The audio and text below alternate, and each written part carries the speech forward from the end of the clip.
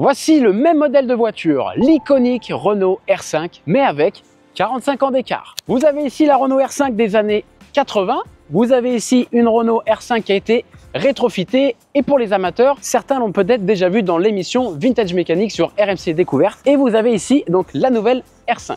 Trois époques, trois philosophies, mais laquelle a le plus de sens aujourd'hui? Dans cette vidéo, je vais accueillir Nicolas d'Upside Mobilité qui nous a gentiment apporté ces deux superbes R5. Il va nous les présenter en détail et on en profitera pour les comparer avec la toute nouvelle R5 électrique que j'ai ramenée. Et au passage, merci beaucoup au groupe Tivol à Villefranche pour le prêt de cette magnifique R5 dans sa couleur vert pop. Et avant de commencer, n'oubliez pas de vous abonner sur la chaîne de WeLike. Chaque jour, vous êtes de plus en plus nombreux et ça fait énormément plaisir. Et en plus, c'est gratuit, ça prend une seconde et ça aide énormément à faire grandir la chaîne. Donc, merci à vous. Allez, je vous propose tout de suite d'accueillir Nicolas d'Upside Mobilité. Salut Nicolas. Salut Charles, ça va bien et toi? Eh ben écoute, ça va super bien. Merci à toi d'être présent dans cette vidéo et merci à toi d'avoir ramené deux magnifiques R5. Avec une grand thermique, plaisir. une rétrofitée. Et merci à toi de me rendre aussi proche d'une nouvelle R5.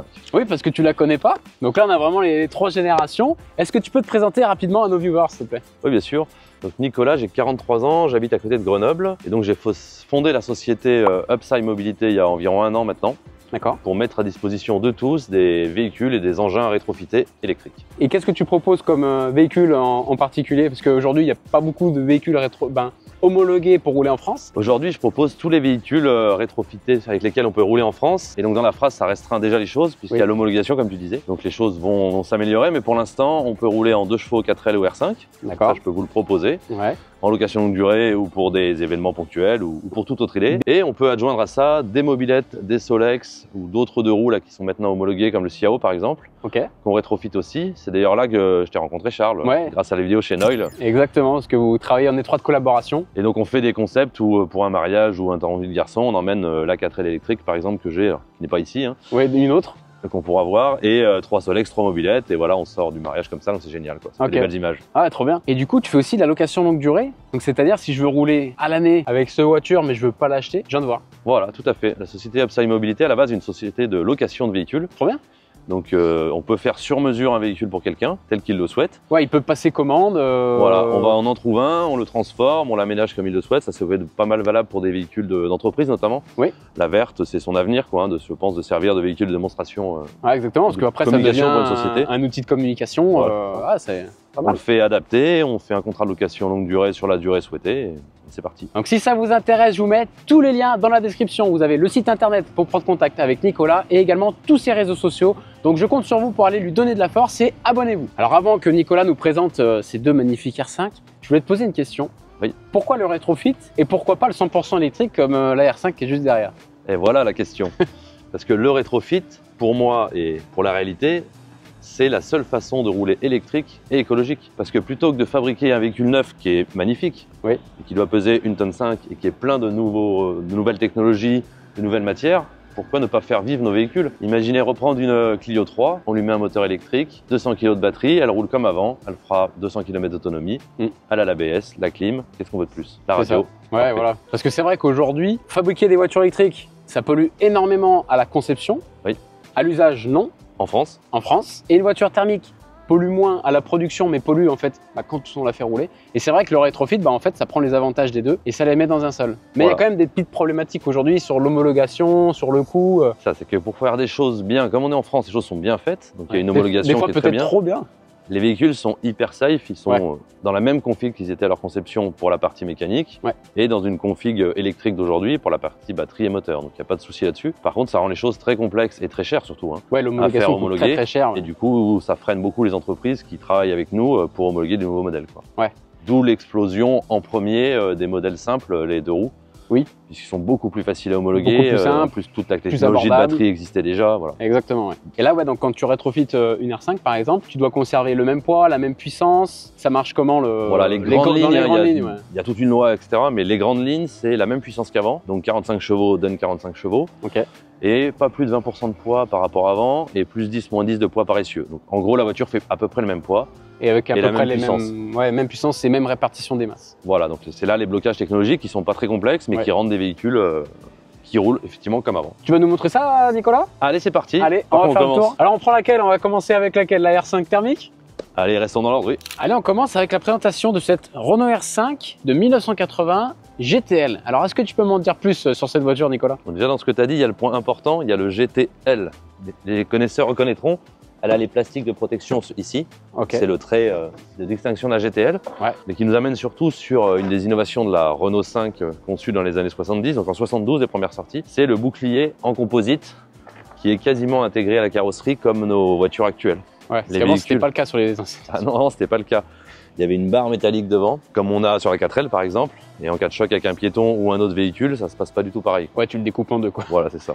Donc c'est un élément esthétique et aussi de sécurité. Voilà, et c'est ce qui sûrement a amené beaucoup de choses dans le design des voitures qui amène aux voitures d'aujourd'hui, quoi, où tout est intégré, tout est rond. Voilà, et donc on est en train de la préparer pour la rétrofiter pour nos futurs clients. Et là, niveau caractéristiques de la voiture, c'est quoi en termes de puissance? Alors pour les grandes lignes de la voiture, c'est environ 800 kg cette voiture. Très léger. Pour 45 chevaux, qui est loin d'être ridicule, quoi. Ouais, ouais, carrément. Moi, je la fais pas rouler tous les jours, hein, mais je suis encore venu de Grenoble hier pour ici. 120 tranquille, et si on veut aller un peu plus vite, elle est annoncée à 135 ouais, sur sa fiche technique, mais on ouais, monte jusqu'à 120 dans le flux du trafic sans problème, quoi. Ouais, ouais, donc ouais, tu peux très bien l'utiliser au quotidien, il n'y a aucun souci, quoi. En termes de freinage, frein à disque à l'avant, frein à tambour à l'arrière, comme ça a été encore longtemps comme ça sur les véhicules. Ici, on a la trappe à essence qui est positionnée de façon classique, le réservoir sous le coffre. Ouais, c'est un réservoir de combien de litres? C'est un de 35 litres. 35 litres, ok. Donc il faut faire attention quand même. Même si ça consomme très peu, hein, oui. En roulant fort, on consomme entre 6 et 6 litres et demi, mais on en a que 35. Il faut être prudent. Ouais, donc fais attention. Donc là, le petit logo R5 GTL. Et c'est vrai que la R5, elle est vraiment reconnaissable avec sa ligne arrière, ses feux allongés. Ouais, qui avait déjà été repris hein, sur la Super 5. Si vous regardez, c'est vraiment le même design. Ouais. Mais moins moderne. Et tu nous montres un petit peu là sous le capot comment ça se passe? Allez, je vous montre sous le capot, regardez, on l'avait ouvert. Alors qu'est-ce qui se passe ici? Voilà, donc comme je vous disais, cette voiture était très saine, on voit, hein, il y a quelques points de rouille à l'intérieur, mais quasiment rien, donc le mécano qui l'avait refait a fait que repeindre l'extérieur. Ce qui est génial avec ces voitures, c'est qu'on comprend vite où sont les choses et comment ça marche. Ouais, comment ça fonctionne, c'est relativement simple. Voilà. On a le bloc moteur ici, le filtre à air, ici les équipements, démarreur, alternateur, etc. Hop, tout ça est branché dans un ensemble mécanique là. Ouais. Qui est juste sous ce réservoir, où on a boîte de vitesse différentielle, et on en reparlera sur l'autre voiture, c'est pour ça que je fais un petit point là-dessus. Oui, et ensuite, pour pouvoir comparer avec celle qui est rétrofitée. Voilà, qu'est-ce qu'on change pas dans la rétrofit. Ouais. Radiateur, batterie, et quand il y a des travaux à faire dessus, tout est quand même assez facilement accessible. Ouais, c'est tout facilement accessible, et là il y a quand même beaucoup de place, parce que tu me disais qu'ici il y avait la roue de secours. Hein. Voilà, ici il y a la roue de secours, là, elle n'était pas sur celle-ci, il faut qu'on en réinstalle une. Ouais. C'est ce qui va générer d'ailleurs de la place, on va voir pour le rétrofit. Et puis on a des travaux encore à faire sur la ventilation, là, c'est pour ça qu'elle n'est pas ici, qui est présente sous la fameuse grille signature de la R5. Exactement, ouais. Tu nous montres un petit peu l'intérieur? Oui. Et puis après, comme ça, on passe sur sa grande sœur électrique. Allez. Sa grande sœur rétrofitée. C'est ça. Donc l'intérieur, là, il est vraiment dans son jus de 1980. On n'a pas fait de travaux dessus pour l'instant. Ouais. Donc on voit, voilà, il y a principalement un grand cache qui mange ici. Il y a sûrement changé le tableau de bord, là. Enfin, tableau de bord, ouais. La vitre. Ventilation, chauffage, horloge. Et celle-ci, c'était plutôt un modèle toute option, on va dire. Donc on doit trouver l'allume-cigare qui n'était pas forcément sur toutes. Ouais. Le boîtier pour mettre l'autoradio qui n'a jamais été installé sur celle-ci. Ouais, l'emplacement. Mais c'était une option d'avoir l'endroit pour le mettre. Ouais, d'accord. Par contre, oui, comme tu me disais, le câblage n'est pas fait, il n'y a pas d'enceinte, il n'y a rien. C'est ça, il n'y a rien du tout. Mais il y a la boîte pour le mettre. Ok. C'est ça l'idée. Le compteur à l'ancienne et puis le tableau de bord avec tout le maximum d'informations qui étaient données à l'époque. Hein. Ouais, avec tous les voyants, etc. Voilà, qui démarre comme ça, on en dira un petit mot avec sa grande sœur rétrofitée. Ouais, ouais, parce que là, sur le modèle rétrofit, c'est un écran complètement digital. Voilà, ça c'est impressionnant, quoi. Mais tu vois, on a un affichage qui ressemble à celui-là et un affichage ultra moderne. Ok. Super sympa. On va faire un petit essai? Allez, c'est parti. Allez, c'est parti. Bienvenue Charles à bord de la voiture de 1980, la vraie. Yes. Donc, avec 45 ans d'usure de l'habitacle. Allez, on va regarder ça. Donc R5 1980 GTL. Comment ça démarre? Comme une horloge. Comme une horloge, au quart de tour. Allez, écoutez, c'est parti. Hop, on met la marche arrière, le frein à main. On va faire un petit tour. C'est vrai qu'il n'y a pas de caméra de recul, hein. Comme non. Par contre, il y a deux rétroviseurs, ce qui n'était pas le cas des premières R5 des années 70. Quoi. Ouais. Elles avaient un rétroviseur à gauche et deux. Bon, alors, comment t'es assis? Alors, franchement, déjà, ce qui est impressionnant, c'est le confort d'assise. Ah, franchement, t'as l'impression d'être dans un canapé. Ça, c'était la GTL parfaite, quoi. On a même les sièges cuir, celle-ci, donc on est vraiment bien, ouais. Ah ouais, franchement, on est trop bien, quoi. Et là, on en parlait tout à l'heure, mais là, je viens de mettre le clignotant, et c'est vrai qu'à l'époque, il y a deux commodos. Ouais, là, je crois le clignotant et les feux, et selon ce que tu passes, Bah, ça te fait sauter les feux ou pas quoi. Ouais, là je pense qu'ils étaient un peu trompés parce qu'on voit les plus vieilles elles ont pas ça et la dernière de 84 elle a pas ça, donc je pense qu'il y a un ingénieur qui avait une mauvaise idée là sur les boutons. Mais sinon ouais, franchement c'est hyper agréable à conduire. Bon t'as un peu l'odeur de l'essence hein, forcément. Ah t'as reculé hein ça. Ouais. Mais non là franchement ça roule super bien. Alors bon pour l'instant on en est droite, on va voir un peu ce que ça donne là. Il y a un petit dos d'âne. Ouais. C'est quand même relativement souple hein, de ce que j'ai pu voir. Hein. Ouais, bah la suspension là-dessus, ouais, c'était vraiment fait pour avaler les trous à la base. Hein. Parce que c'était pas les routes qu'on a aujourd'hui non plus quand ils ont inventé ces voitures. Ça va, hein, franchement, c'est. Je pense que c'est quand même beaucoup lié à l'évolution des routes, tout ça. Les voitures d'aujourd'hui, elles supporteraient pas les routes des années 60. Ouais, et vice versa quoi. Et par contre, ces voitures-là, tu vas voir dans les virages, là, si tu roules un peu fort, ça prend de l'angle, mais pas le bon quoi. Et en fait, par contre, niveau bruit, t'as vu, on s'entend. Ouais, franchement, ça va, ça reste. Bon, là, on a un petit peu de bruit d'air parce qu'on a la fenêtre ouverte, mais sinon, il fait chaud. Bon, c'est vrai que là, dans les virages, on sent que la suspension, elle est souple, ça s'enfonce bien, il y a un gros roulis. Ouais, c'est ça, voilà, il faut être souple sur les commandes du volant, quoi. Ouais, c'est ça. Mais c'est là où tu vois que quand tu conduiras la nouvelle R5, l'évolution qu'il y a eu sur le châssis et les suspensions, parce que là, tu vois comment on fait là, c'est. Et pourtant, celle-ci, elle est plus que correcte en suspension, hein. C'était vraiment conçu comme ça, quoi. Ouais. Et je trouve que les 2 chevaux, c'est encore pire. Les 2 chevaux, c'est pire, ouais. Ah, les 2 chevaux, c'est conçu 30 ans avant, quoi. Ouais, c'est clair. Pareil, tester les freins, hein, c'est pas. Autant sur la 4L que j'ai, ça freine fort, mais il faut appuyer fort. Ouais. Là, on en a pas parlé. Ouais, ça va. Hein. On en a pas parlé avant le capot, mais là-dedans, il y a l'assistance au freinage. Ah oui. Ce qui n'existait pas avant. Donc c'est comme sur les voitures modernes. Quand on freine, en fait, c'est le moteur qui nous aide à freiner, quoi. Oui, mais c'est vrai que là, on ressent la conduite, on ressent la voiture. C'est pas aussi aseptisé qu'aujourd'hui hein, dans les nouvelles voitures. Ah bah non, il faut réfléchir, parce qu'on n'a pas parlé là du starter et tout, mais oui. Quand tu la démarres selon la température qu'il fait, il faut réfléchir un petit peu. Pareil, le démarrage en côte, il n'y a pas un truc qui vous bloque les roues toutes seules, quoi. Hein. Ouais, c'est clair. Détendre un peu le câble. Ça rappelle la jeunesse. Ouais. Ah bah quand on roule là-dedans, c'est comme quand on roule avec les mobs, hein, on passe notre temps à lever le pouce, quoi. Ah bah ouais, c'est des voitures, ça a des capitales sympathies. Ouais. Que je trouve qu'on a retrouvé avec la nouvelle R5. Et oui, et puis les couleurs, ce qu'on disait tout à l'heure. Au moins la nouvelle R5, on la voit, quoi, elle est pas cachée. Ouais. Je l'avais eu au tout début, là, j'avais fait un road trip de 1000 km là, sur autoroute avec Localise. Ouais. Et à chaque arrêt recharge, donc la voiture était déjà rechargée et il fallait que je reparte, mais les gens en fait ils parlaient et tout, donc mais c'était trop cool. Donc ouais, on retrouve en fait ce petit capital sympathie dans des nouvelles voitures et c'est quand même assez rare aujourd'hui sur des nouvelles voitures. Je l'ai vu une fois, c'est sur le Volkswagen ID Buzz, qui a un look sympa et qui est quand même un véhicule emblématique. Ouais. Et non, ça c'est les vraies premières voitures utilisables de façon sereine. Toute la journée ou pendant des heures, quoi. Ouais, avec ça, tu pouvais aller au boulot. C'est fiable, c'est sécurisé. Ouais, oui, tu pouvais partir en vacances. Ouais. Et traverser la France avec ça ou voir beaucoup plus sans problème, quoi. Donc là, on a fait un petit tour. Maintenant, on va pouvoir comparer avec la R5 GTL rétrofitée. Et ensuite, je te donnerai le volant de la nouvelle R5 électrique. Depuis le temps qu'on en parle. Pour que tu puisses conduire ta première voiture électrique et me donner un petit peu ton ressenti. Génial. Allez, on passe à l'autre.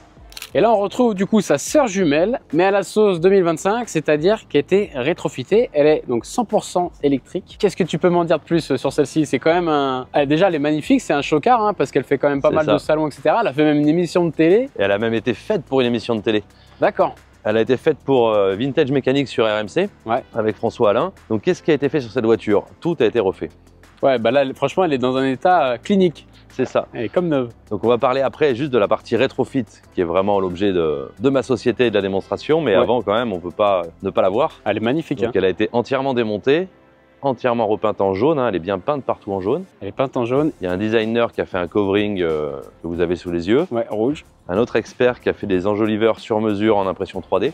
Pour lui donner son côté moderne. Ouais, ça lui donne vraiment un look moderne, sportif. Hein. Elle a été reprise sur les freins aussi pour garder la bonne tendance sportive, quoi. Être sûr qu'elle encaisse la puissance du nouveau moteur électrique. Oui, parce que la puissance est la même, mais le couple est différent. C'est ça, ouais, ça relance beaucoup mieux. Enfin, on le verra à l'essai, mais à bas régime, on a ce que n'avait pas le moteur thermique, quoi. Ok. Alors avant que tu nous montres ce qu'il y a sous le capot, où a été mis la batterie? Parce que je suppose qu'elle n'a pas été mise sous le châssis. Eh ben non, pas du tout.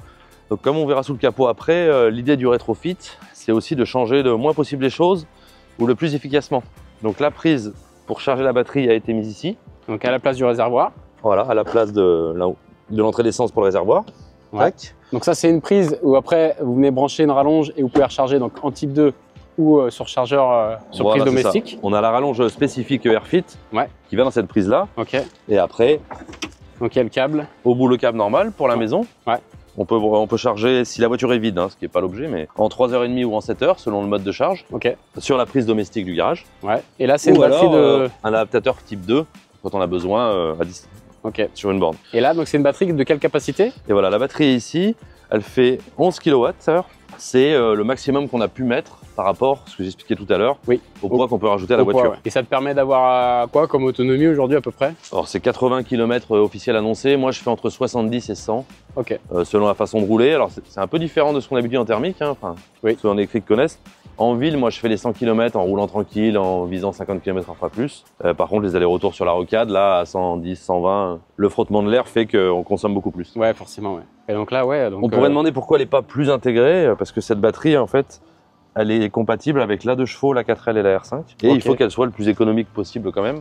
Donc le modèle a été développé comme ça, il rentre dans les 3 coffres. On fait 4 trous dans le châssis au bon endroit en boulonne. Ouais, c'est simple. Voilà, c'est pas la même chose que si on avait fait homologuer des batteries qui rentrent à la place de la roue de secours et tout. Ok. Voilà la philosophie. Donc là, il y a la batterie. Et maintenant, au niveau du moteur, ça se passe comment? Alors venez voir. Allez, on verra l'intérieur juste après, vous allez voir, il est magnifique. Tac. Au niveau du moteur, ça change de celle que tu m'as montré tout à l'heure un petit peu quand même. Alors on voit un petit peu moins les choses, mais pourtant c'est aussi simple. Si on reprend ce qu'on disait tout à l'heure, il y a un moteur ici. Donc là, il est là. Je sais pas si tu arrives à filmer, c'est ce bloc. C'est un truc rond comme on imagine le moteur électrique, mais en gros quoi. Donc juste là. Voilà. Et il est reboulonné sur le bloc différentiel boîte de vitesse comme avant. Il y a une entretoise pour adapter le nouveau moteur avec les anciens trous, mais ça s'arrête là. Et après, j'ai envie de dire, ça y est, on a rétrofité la voiture. On a mis un moteur électrique à la place du moteur essence. C'est ça la philosophie, mais j'y tiens, c'est ça. On en fait le moins possible. On va pas commencer à démonter la boîte, on va pas commencer à changer le différentiel, on va pas commencer à refaire tout ça. Ça marche très bien.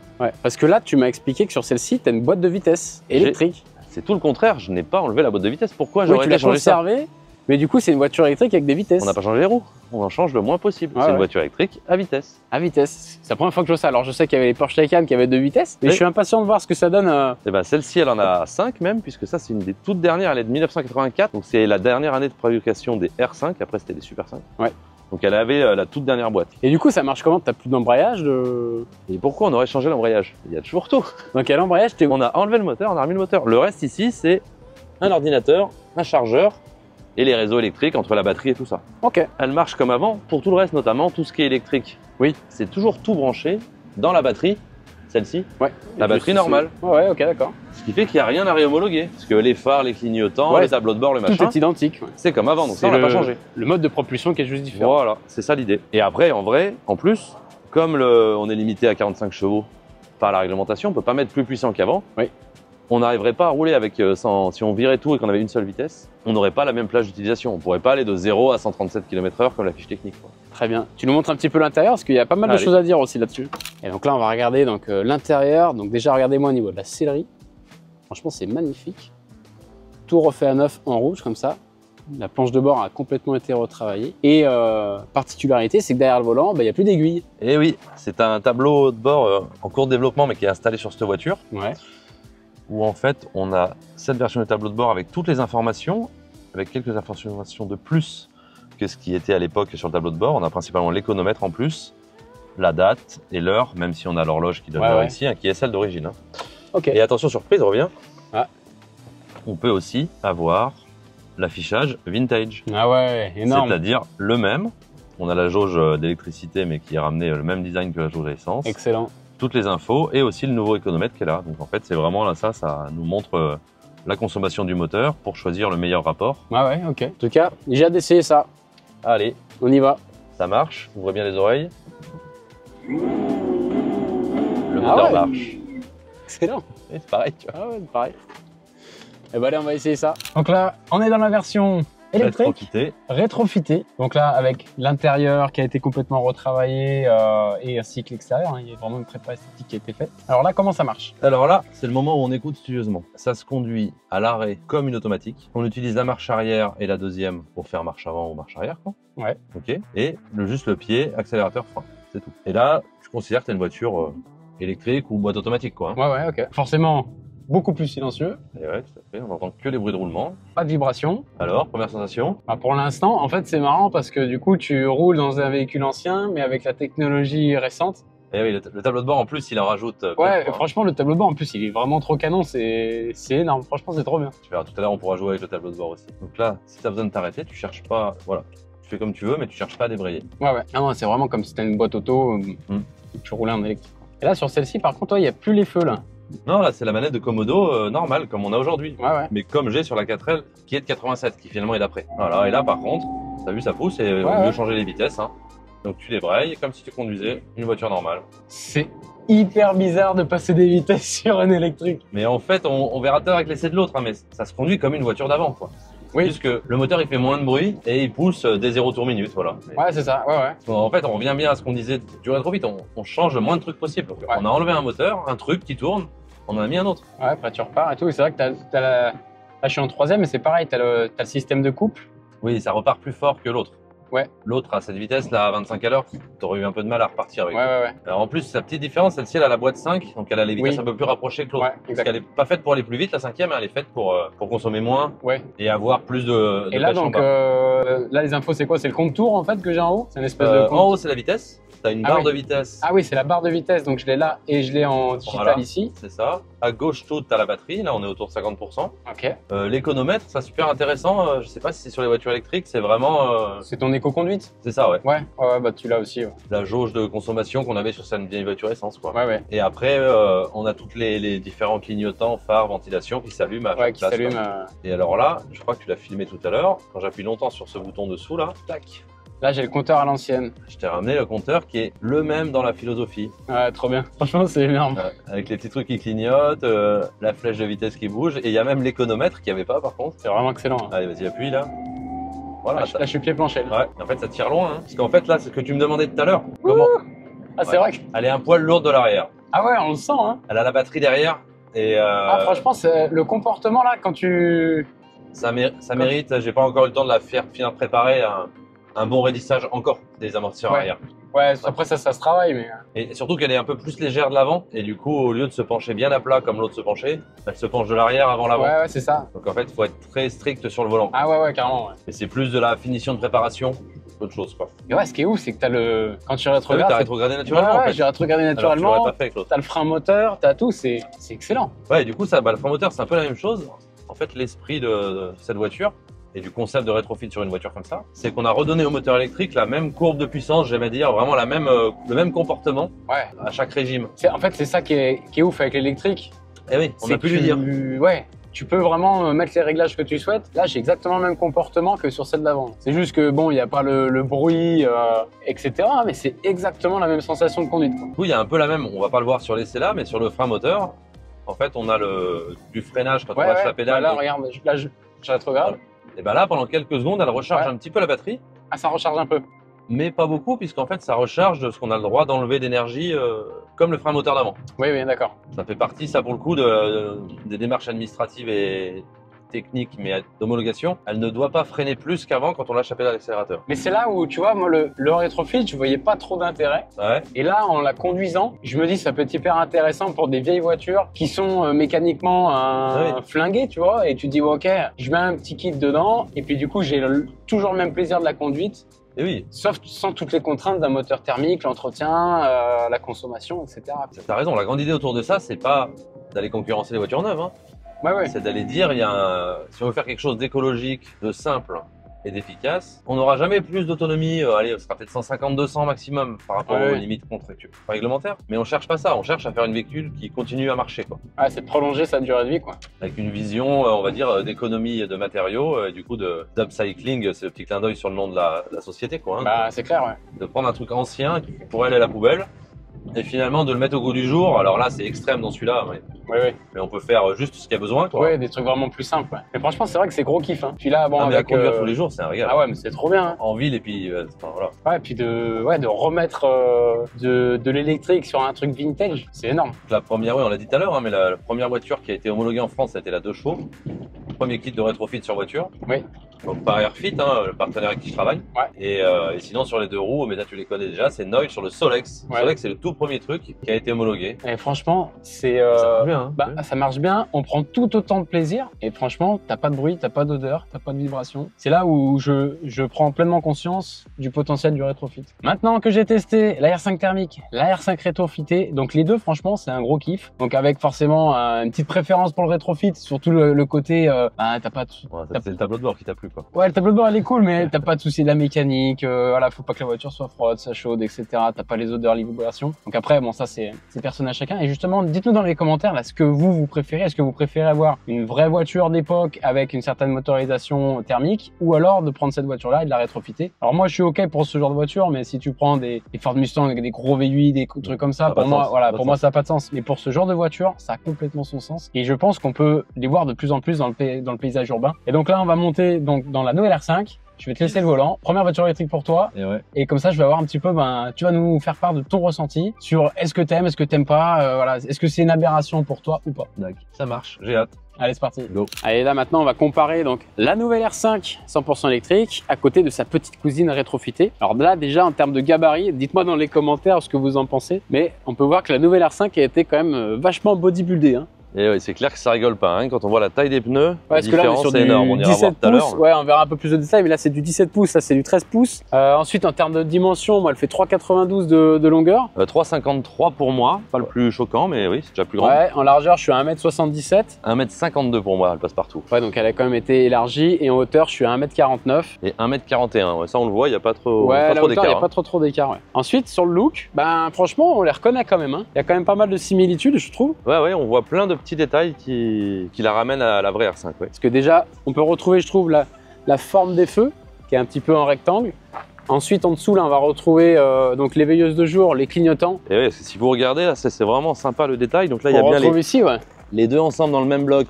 Ok, il n'a pas la même tête, il est tout blanc, mais c'est au même endroit, hein, c'est pas une évidence. Juste sous les feux, Moi, ouais. j'adore le petit détail là. Charles, il n'a pas le même avis, mais ça s'arrête à 2 cm, l'angle du phare et la liaison des deux tôles. Ouais, c'est possible, hein. Et là, c'est pareil. Ouais, on est relativement proche. Ensuite, on va venir retrouver ici, donc ça, c'est la grille ici, qui permet d'amener de l'air dans l'habitacle. Voilà, tout à fait. Et on va venir retrouver ici, donc là, c'est plus du tout une grille.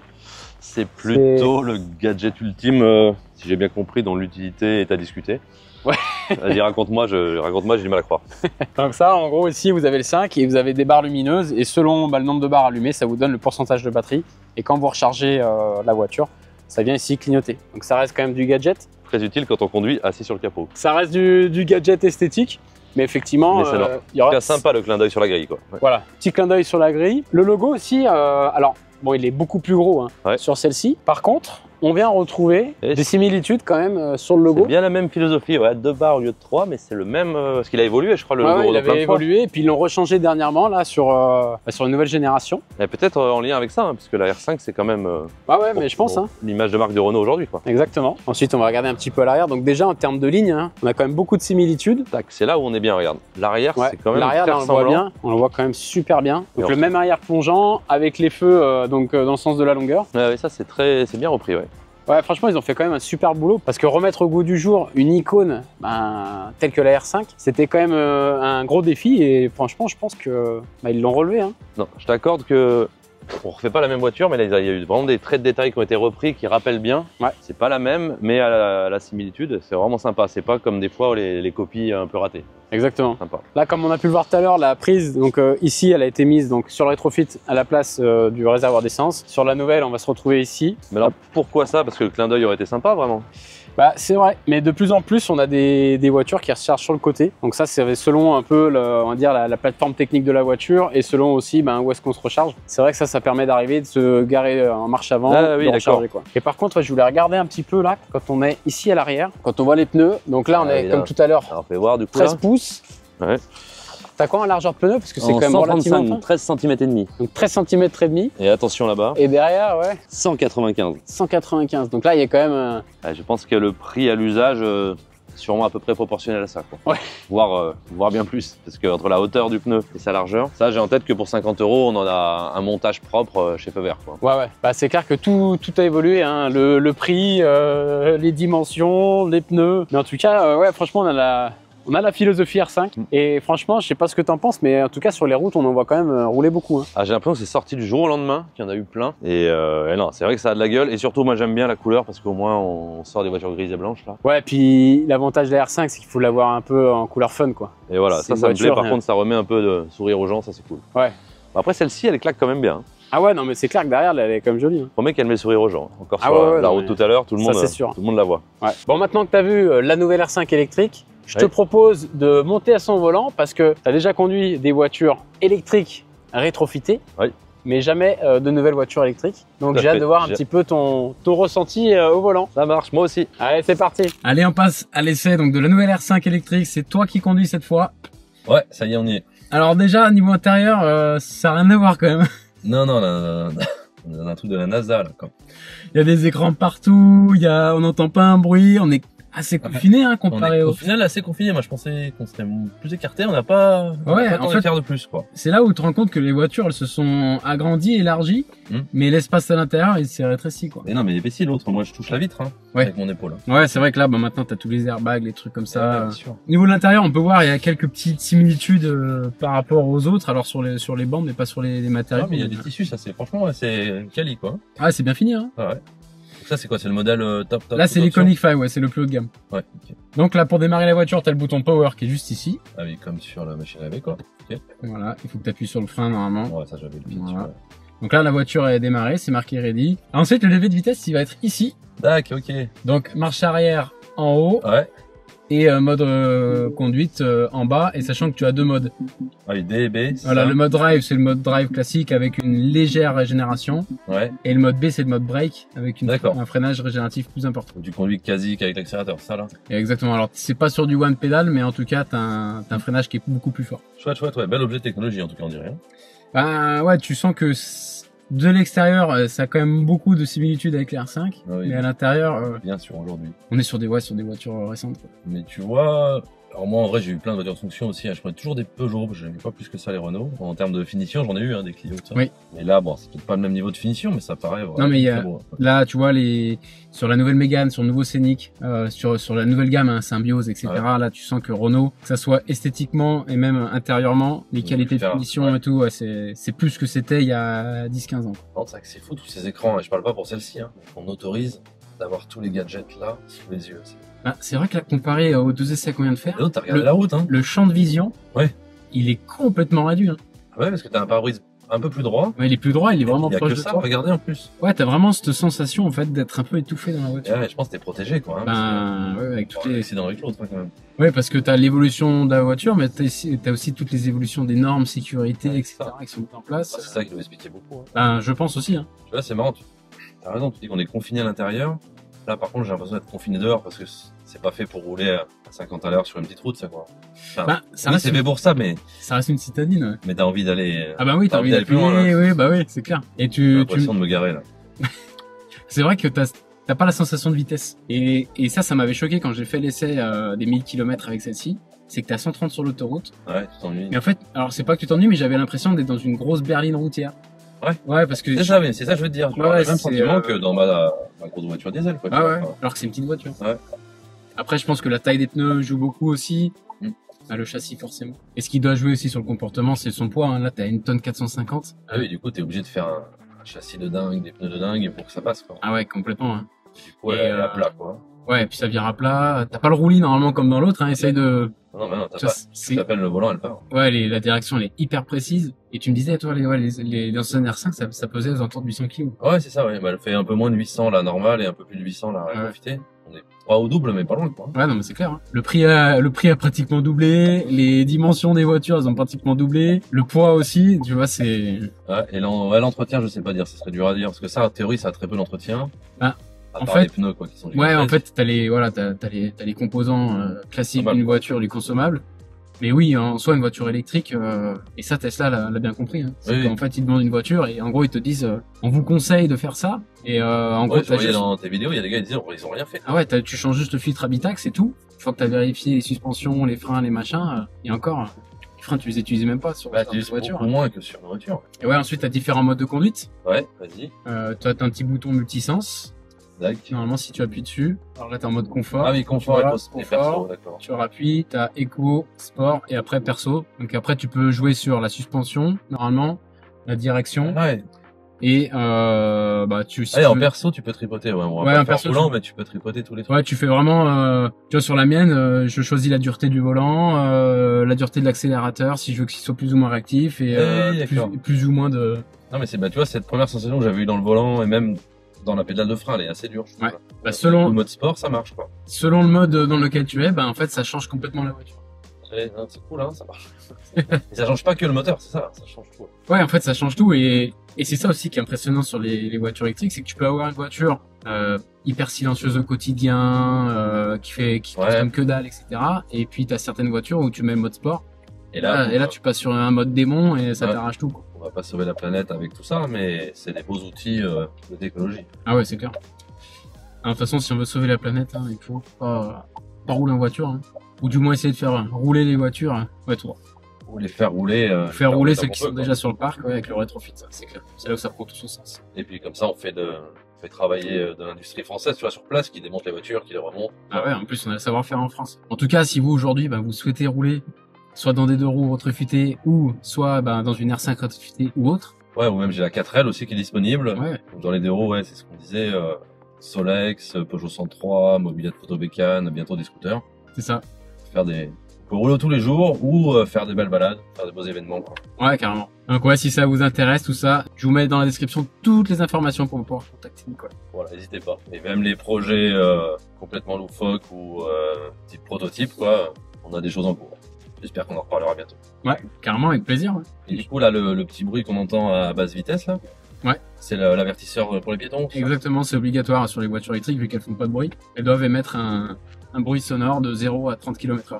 Et là, pour mais attends, pas tout à fait pareil dans le rétrofit du coup, alors, parce que il me racontait Maxime là quand ils ont fait mettre sur la 4L, sur la R5 et tout. Ouais. En fait, ils font un essai sonore et si la voiture elle fait assez de bruit naturellement, il n'y a pas besoin de mettre avertisseur. Ouais, c'est pas faux, ouais, parce que la 2 chevaux elle l'a pas. D'accord. Et la 4L elle l'a, que je conduis souvent là, genre de 0 à 10. Ouais. Et hop, dès qu'on roule un peu vite, elle doit faire assez de bruit. Et ça le bon. Ouais. Alors qu'est-ce que t'en as pensé? Bah écoute, c'est super machine quoi, y a pas de doute. Ouais. Un peu petit, mais au final tu disais c'est une R5, c'est pas on n'est pas sur une grande voiture quoi. Oui, si tu veux plus grand, t'as le Scénic quoi. Ouais voilà. Et c'est sûr qu'à conduire tous les jours, ça doit être dur à lâcher quoi. Après le sujet n'est pas là donc. Ouais. Et très belle machine. Et t'as retrouvé un petit peu la sensation de la R5 ou c'est vraiment complètement autre chose? Alors oui, il y a le look. Non, honnêtement, à l'intérieur, non, c'est dur à... Ouais, là, on est vraiment sur autre chose. On est vraiment sur un truc bien plus récent. Même moi, je roule tous les jours dans des voitures modernes, mais environ 10 ans, quoi. Même pas à 5 ans, mais c'est pas le tout dernier cri haut de gamme de ça. Ouais. Et rien que là, il y a une marche, quoi. Non, c'est clair. En tout cas, je suis content que... En tout cas, merci beaucoup de l'avoir amené. C'est génial d'avoir pu faire ça. Ouais, merci surtout au gros petit vol à Villefranche, qui m'ont permis d'avoir cette voiture-là aujourd'hui pour avoir la panoplie complète. Et en tout cas, j'espère que t'as aimé conduire cette voiture électrique pour la première fois avec moi. C'est ça. Super, c'était génial. Merci beaucoup. Cool. Bah écoute, je t'en prie. Et je vous propose tout de suite qu'on passe à la conclusion de cette vidéo. Nous arrivons à la fin de cette vidéo, donc j'espère que celle-ci vous a plu. Si c'est le cas, pensez à mettre un petit pouce bleu et dites-moi dans les commentaires quelle est pour vous la meilleure philosophie. Est-ce qu'on part aujourd'hui sur des nouvelles voitures 100% électriques? Est-ce que vous visez plutôt le rétrofit ou est-ce que vous êtes plutôt à l'ancienne et on touche pas le moteur thermique? Donc dites-moi tout ça dans les commentaires et pensez bien sûr à vous abonner à la chaîne de WeLike. On est de plus en plus nombreux, donc merci à vous. Ça prend quelques secondes, c'est gratuit et ça permet de soutenir la chaîne. Donc merci à vous. Et pensez également à soutenir Nicolas de Psy Mobilité. Je vous mets tous les liens en description si vous voulez prendre contact. Et je vous mets également tous ses réseaux sociaux. Donc pensez à aller vous abonner. Et moi je vous dis à très bientôt pour une prochaine vidéo. Ciao!